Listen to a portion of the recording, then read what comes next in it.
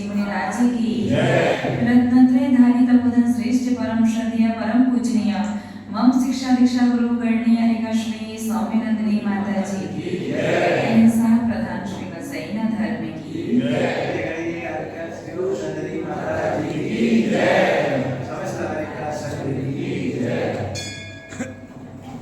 धर्म स्नेही आप सभी भव्य महानुभाव, अभी कुछ ही दिनों बाद भादव का महीना प्रारंभ होने वाला है और सच पूछो तो मल्लीनाथ पुराण में आचार्य भगवंत ने भादव के महीने को सभी महीनों का सिरताज कहा है। ये 11 महीने भले ही आप कुछ कुछ करते रहते हो, लेकिन एक महीना अपना प्रत्येक कार्य प्रत्येक क्रिया सुधार लो, एक महीने बस अपने ऊपर संयम रख लो, तो भी आप अपने जीवन के बहुत कुछ अशुभ और पाप कर्म को कम कर पाओगे। जीवन में 2 चीजें समझ करके चलिए। पहला कि विशेष रूप से आपको मंदिर में ऐसा क्या है जो नहीं करना चाहिए, जो तो बिल्कुल करना ही नहीं चाहिए, जिसके माध्यम से नरक तो छोड़ो निगोद जैसी दुर्गति में जीव को जाना पड़ता है। नरक में एक बार को गए तो कम से कम समय निश्चित है कि इतने समय में वहां से निकल करके आ जाओगे, कि निगोद चले गए तो कोई भरोसा नहीं, कुछ नहीं पता कितना समय लग जाएगा वहां से निकलने के लिए। ना तो वहां मन होता है, ना स्पर्शन के अलावा अन्य इंद्रियां होती हैं, और ना ही समय होता है कि आप बैठ करके आराम से चिंतन कर सको, विचार कर सको, अपनी गलती पर पश्चाताप करने का भी समय आपको निगोद में नहीं मिलता। तो पहला तो आपको समझना चाहिए कि ऐसा क्या है जो जिन मंदिर में नहीं करना चाहिए, और दूसरी चीज अपनी किन गलतियों को सुधारें, जिससे आप चाहे मंदिर में रहें, चाहे मंदिर के बाहर संसार में कहीं भी यदि आप धर्म करते हैं, अच्छे कार्य करते हैं, अच्छाई करते हैं, तो उसके माध्यम से हमेशा विशेष पुण्यकारी बंद हो। 2 बातें। पहला, मंदिर में जो नहीं करना चाहिए, अगर ये चीज आपने सुधारी तो ऐसा मान करके चलो कि आपने अपने सोने जैसे अशुभ पाप कर्म को पीतल वाली क्वालिटी में कन्वर्ट कर दिया। और आपने यदि मंदिर में जो गलतियां नहीं करनी चाहिए वो गलतियां सुधारी, तो ऐसा मान लो कि आपने अपने चांदी जैसे पुण्य को प्लेटिनम में कन्वर्ट कर लिया। दोनों बातें समझ में आई? तो दोनों हाथों में लड्डू आपके। तो जो कार्य नहीं करना चाहिए वो किया तो उससे क्या होगा? अशुभ कर्म जो सोने वाली क्वालिटी का जो पाप कर्म है वो पीतल वाली क्वालिटी में कन्वर्ट हो जाएगा। और जो गलतियां सुधारी उससे क्या होगा? जो सिल्वर वाला चांदी वाला जो पुण्य कर्म था किस धातु में कन्वर्ट होगा? आप सोचो ऐसा शास्त्र में लिखा है क्या? शास्त्र में तो बहुत विशेष और अलग तरीके से लिखा जाता है, लेकिन आप लोग को ये बातें शायद आसानी से समझ में आ पाएंगी। तो 2 बातें। पहली बात हमेशा ध्यान रखना, आचार्य भगवंतों ने कहा है अन्य क्षेत्रे कृतं पापम धर्म क्षेत्रे विनश्यति और धर्म क्षेत्रे कृतं पापम वज्रवेगो भविष्यति। आप संसार में मंदिर के बाहर जो कुछ भी गलत कार्य पाप कार्य करते हैं, आपकी वो सारी गलती वो सारा पाप जिन मंदिर आने से धुल जाता है, क्षय को प्राप्त हो जाता है, वही मंदिर में आकर के जब गलतियां करोगे पाप करोगे उसे धोने कहा जाओगे। अर्थात आप धर्म करने जिन मंदिर आते हो, मंदिर आने का मतलब है आप अपने अनिष्ट अमंगल और अशुभ से बचने के लिए मंदिर आ रहे हो। किस चीज से? अनिष्ट अमंगल और अशुभ से बचने के लिए मंदिर आ रहे हो, और मंदिर आकर के भी गलती करोगे तो क्या होगा? आप कर्म बदलेगा। तो क्या करें? लोग मंदिर आना कई बार कि मंदिर जाकर के भी पाप लगेगा तो इससे अच्छा मंदिर नहीं जाए। तो महानुभाव एक बात बताइए, यदि भोजन करने से कभी पेट खराब हो जाए तो भोजन करना छोड़ देते हो क्या? अगर सफर करने से, यात्रा करने से, गाड़ी में बैठने से कभी एक्सीडेंट हो जाए तो आपने यात्रा करना छोड़ दिया क्या? दवाई खाने के बाद भी यदि स्वास्थ्य लाभ ना हो तो आपने दवाई खाने या डॉक्टर को दिखाना छोड़ दिया क्या? नहीं। तो हमेशा मंदिर और धर्म क्यों छोड़ देते हो? मंदिर आओ, धर्म करो, अच्छे कार्य करो। गलती यदि आपसे हो भी जाती है तो कोई बात नहीं, आचार्य भगवंतों ने प्रायश्चित ग्रंथों को लिखा है, आप अपनी गलती को सुधारो, प्रायश्चित लो और प्रयास करो कि आपसे एक ही गलती बार बार ना हो। तो आपको जो कार्य मंदिर में नहीं करना चाहिए वो दो कार्य है। पहला, मंदिर में यदि आपको समाज ने व्यवस्था के लिए नहीं चुना, आप मंदिर के व्यवस्थापक नहीं हैं, सामान्य श्रावक की तरह, भगवान के भक्त की तरह, समाज के एक व्यक्ति की तरह यदि आप जिस मंदिर आ रहे हैं तो पहला कार्य, आप अपने काम से काम रखें। किसी को रोक टोक करना, किसी को डांटना, किसी को सलाह देने के आप अधिकारी नहीं हैं। मंदिर में क्या होता है, जो कई वर्षों से मंदिर आ रहा है, कई वर्षों से पूजन पाठ दर्शन करते आ रहा है, उसे लगता है मंदिर तो हमारी ही संपत्ति है। और मंदिर में आके यदि किसी ने कोई गलती की, किसी ने कोई पाप किया तो उसका फल मुझे ही मिलेगा, इसलिए मेरा प्रथम कर्तव्य है आने वाले को डांटो, फटकारो, सुधारो। स्वयं कितनी भी गलती करे दूसरा व्यक्ति सुधरना चाहिए। तो हमेशा याद रखना, धर्म जिन मंदिर में आने वाले श्रावक है ना, वो आपके कौन नौकर नहीं है और आप दुनिया के ठेकेदार नहीं हैं। बात समझ में आई? हर व्यक्ति आपका नौकर नहीं है और आप दुनिया के ठेकेदार नहीं हैं। मतलब नौकर को आप सैलरी देते हो, पैसे देते हो, 10 बार सुनाओगे वो 50 बार सुनेगा, क्योंकि उसे दे रहे हो पैसे। लेकिन मंदिर में आने वाले पर कोई अधिकार नहीं है आपको सुनाने का। और हर व्यक्ति को मैं सुधारूंगा तब धर्म होगा, तब अच्छा होगा। ठेका ले रखा है, किसी ने ठेकेदारी दी है क्या आपको? बोलिए ना। ये बात बताने का बस एक ही अभिप्राय है, भादव का महीना शुरू होने वाला है, इन गलतियों को कम से कम वैसे 365 दिन नहीं करना है, एक महीने तो एक भी गलती आपसे नहीं होनी चाहिए। एक महीना पूरा धर्म में ऐसे दो कि आपको लगे कि आपने सच में जीवन जिया है, सिर्फ शास्त्रों की गिनती पूरी नहीं की। तो पहला काम, मंदिर में यदि आपको व्यवस्था नहीं सौंपी गई तो आप रोक टोक नहीं करोगे, सलाह बिना मांगे किसी को भी नहीं दोगे। सभा में कोई बैठ करके कह दे मेरे सिर में दर्द हो रहा है, 50 लोग डॉक्टर बन जाएंगे। विक्स लगाओ, बाम लगाओ, काढ़ा पियो, सो जाओ, काली पी लेना, ये कर लेना, वो कर लेना। व्यक्ति बात मानेगा क्या? नहीं मानेगा। वही पैसे देकर के जब डॉक्टर से पूछता है सिर में दर्द हो रहा है, डॉक्टर पैसे भी लेता है, डॉक्टर कहता है जाके विक्स या बाम लगा लेना, व्यक्ति उस डॉक्टर की बात भी मानता है। भाई आप लोग स्वाभिमानी नहीं है क्या? आप लोगों का कोई सेल्फ रिस्पेक्ट नहीं है क्या? स्वाभिमान नहीं है क्या? बोलिए ना। लगता तो नहीं।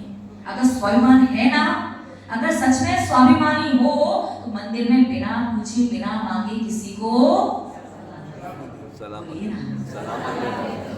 अभिमानी नहीं होना चाहिए, बिल्कुल सही। लेकिन स्वाभिमान, सेल्फ रिस्पेक्ट सही की होती है।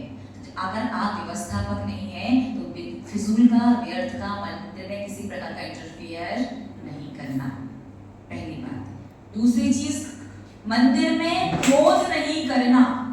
कोई भी काम कितना भी बिगड़ जाए, आपकी टेबल को कोई ले जाए, आपकी द्रव्य से कोई दूसरा बैठ करके पूजन करने लग जाए, आपके स्थान पर कोई बैठ जाए, कुछ भी हो जाए, मंदिर में कितने भी क्रोध करने के आपको निमित्त मिले, कितना भी क्रोध आए, गुस्सा आए तो ना रुक जाओ, बाहर बात करेंगे।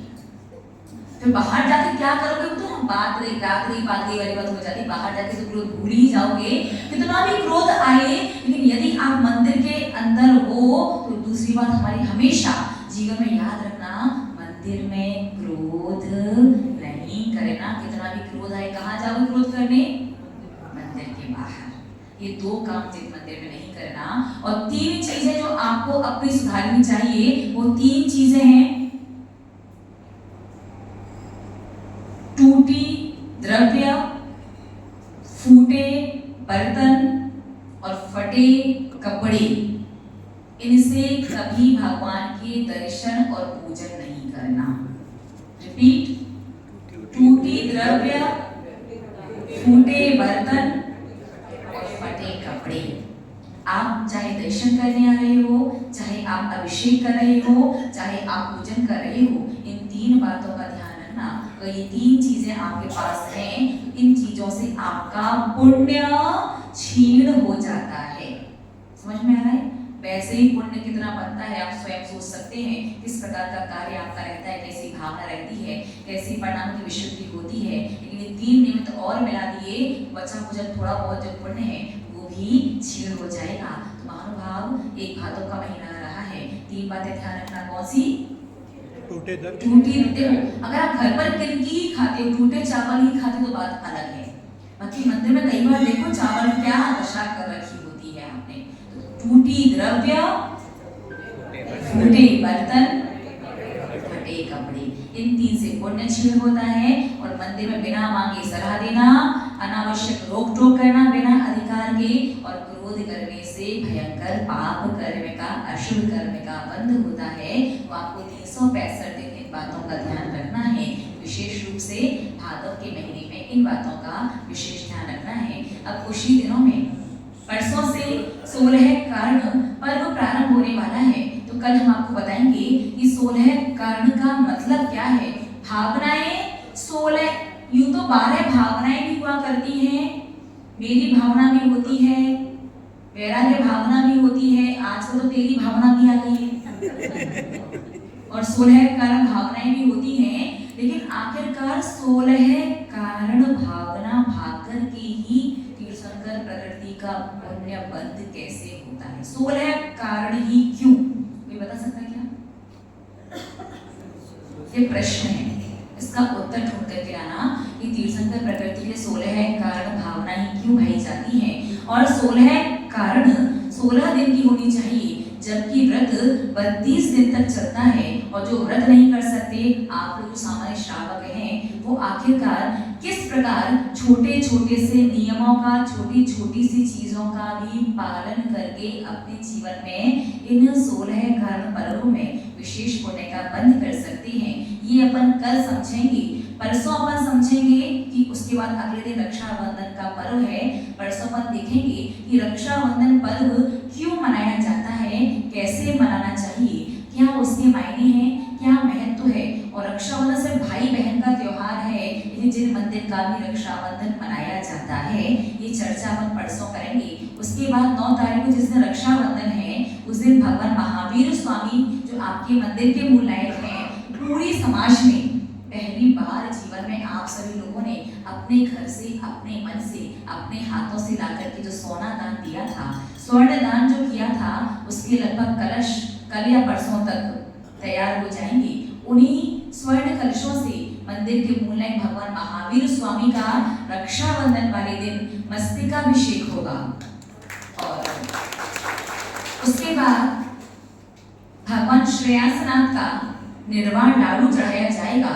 और 700 मुनि, आपने अर्घ चढ़ाए 700 मुनियों को, तो रक्षाबंधन पर क्या करते हो? पूजा करते हैं। किसकी पूजा? वो विष्णु कुमार महाराज की अगमनाचार्य, बस उनकी पूजन करनी। बाकी 700 मुनियों ने जिन्होंने वो उपसर्ग इतने समता भाव से लिया था, कभी अर्घ नहीं चढ़ाए। ठीक है, तो उस दिन अपन भगवान महावीर स्वामी का मस्तकाभिषेक, स्वर्ण कलश से श्रेयांसनाथ भगवान का निर्वाण लाडू और 700 मुनियों को अर्घ समर्पित करेंगे। जीवन में कम से कम एक बार तो चढ़ाओ, ताकि ये मुनिराज ऐसी भावना भाग करके कि जिस प्रकार समता भावों से आपने उस उपसर्ग को जीता, वैसे मेरे जीवन में कभी भी कोई भी कैसी भी परिस्थिति, विषम समय आ जाए, मैं भी जीवन में आने वाली हर परिस्थिति को जीत करके एक दिन शुद्ध बन सकूं। 700 साधुओं के अर्घ। और उसके अगले दिन 10 तारीख को जो संडे है, उस दिन आपकी समाज की श्राविका सृष्टि के द्वारा जो प्रतियोगिता क्विज वाला जो गेम है, तो संडे वाले दिन वो भगवान पार्श्वनाथ की जीवनी के ऊपर जो 250-300 प्रश्नों की जो प्रतियोगिता है, उसका आयोजन रहेगा। आप उसमें पार्टिसिपेट कर रहे हैं, बहुत अच्छी बात है। अगर पार्टिसिपेट नहीं भी कर रहे हैं, अगर प्रतियोगी नहीं भी हैं, दर्शक बन करके देखने पर भी आपको भगवान पार्श्वनाथ स्वामी के पूरे चरित्र का स्वाध्याय उस दिन हो जाएगा। उसके बाद फिर अपन अलग से पूरी प्रवचन श्रृंखला को शुरू करेंगे। सबसे पहले अपन समझेंगे कि नवग्रह के रूप में जो संसार में देश दुनिया में जो भ्रांति है कि ये अंगूठी पहन लो, ये रत्न पहन लो, शनिदेव की शांति करने के तेल लेकर के चले जाओ, गाय को घास खिलाओ, मछली को वो आटे की गोलियां वगैरह डालो, बहुत बहुत प्रकार की मान्यताएं संसार में प्रचलित हैं। हमारे जैन धर्म के अनुसार नवग्रह का क्या महत्व है हमारे जीवन में, वो किस तरह से हमें सुख या दुख दे सकते हैं, दे भी सकते हैं या नहीं, अपन नवग्रह के बारे में भी जानेंगे। उसके बाद ज्योतिष के बारे में भी थोड़ा सा संक्षिप्त में जितनी आवश्यकता है उतना समझेंगे। उसके बाद अपन वास्तु के विषय में भी जानेंगे कि वास्तु सत्य है या झूठ, और कितना सत्य है कितना झूठ है, और संसारी प्राणी के जीवन में वास्तु की कितनी आवश्यकता है, अपन ये भी जानेंगे। उसके बाद क्रम से जो व्रत आते जाएंगे, चंदन षष्ठी का व्रत आएगा, उस व्रत के बारे में भी जानेंगे। कि हमें पहली बार पता चला है कि पुरुष वर्ग 10 लक्षण और अनंत चतुर्दशी के अलावा कोई व्रत ही नहीं करती। उन्हें लगता सारे व्रत सिर्फ महिलाओं के लिए ही होते हैं, जबकि ऐसा नहीं है। व्रत उपवास चाहे चंदन षष्ठी का हो, चाहे ये 10वीं का निकल करके गया है वो हो, ये भैया लोगों के लिए भी है। कैसे है, क्या है, क्यों है, जब वो दिन आएंगे तब अपन समझते जाएंगे। फिर जब एकम का दिन आएगा और जब से चारित्र शुद्धि का व्रत शुरू होता है, तब अपन चारित्र शुद्धि के व्रत के बारे में भी समझेंगे। उसके बाद रोट तीज का त्रिलोक तीज का व्रत आएगा, उसके बारे में समझेंगे। आचार्य भगवंत शांति सागर जी महाराज परम परम उपकारी, जिनकी वजह से आज इतने स्वतंत्र रूप से बैठ करके धर्म कर पा रहे हैं, उनके जीवन के बारे में विशेष समझेंगे। और उसके बाद तो फिर अपने 10 लक्षण व्रत, 10 लक्षण पर्व प्रारंभ हो जाएंगे। तो पर्व इस बार कैसे मनाना है, कैसे उसका पूरा लाभ उठाना है, उन सब के बारे में समझ करके अपन जमावाणी तक तो हम यहाँ है ही। उसके बाद कैसे क्या होता है आगे बाद में देखते हैं, विचार करते हैं। तो अगर